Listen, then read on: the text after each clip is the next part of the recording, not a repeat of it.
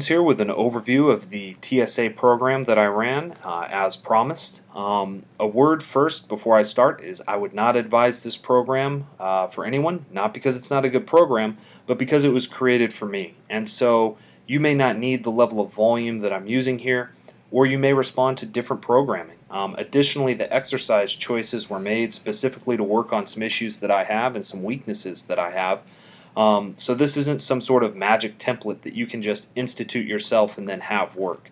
That said, it was extremely effective for my bench press strength. One of the things that I've learned as I've lifted more is that gains are not linear. And you may have a lift that even though you're working it hard just doesn't move for whatever reason.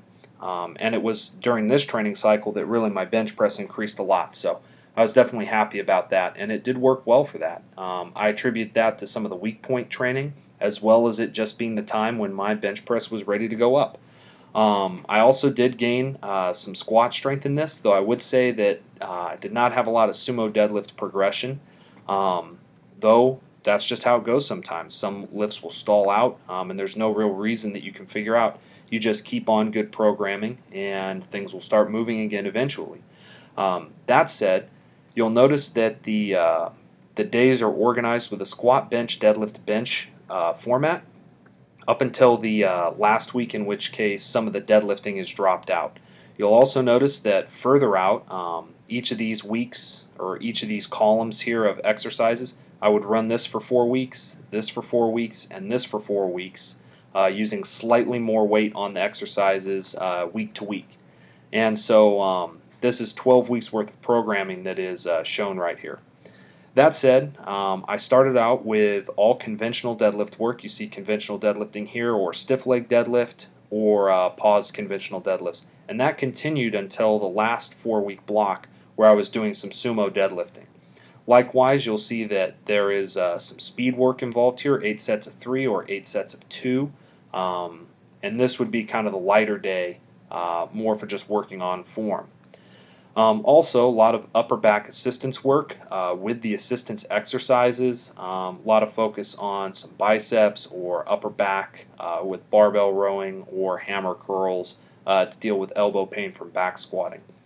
Just so you know, some of the reason for putting the sumo deadlift later in the program and working the conventional is that if you're doing a lot of low bar squatting, you're taxing your hips a lot. And so to have sumo deadlifting and low bar squatting together is sometimes difficult.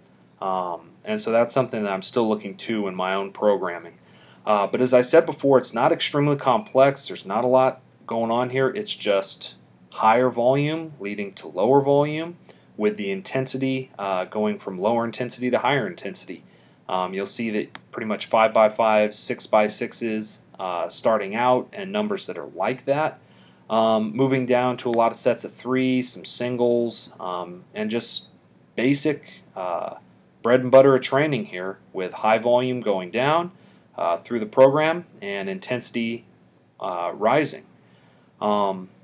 If you have any questions, you can go ahead and write them in the comments below, and I'll try to do my best to answer them. This was a good program, though I'm making a few adjustments moving forward, specifically adjusting some of the deadlift volume and maybe putting some block pulls back in here. Again, that's really not because there's a problem with this program here. Rather, that's personal preference, where if you believe that an exercise works or that you really enjoy it, you're going to put in more effort to that and probably get better results.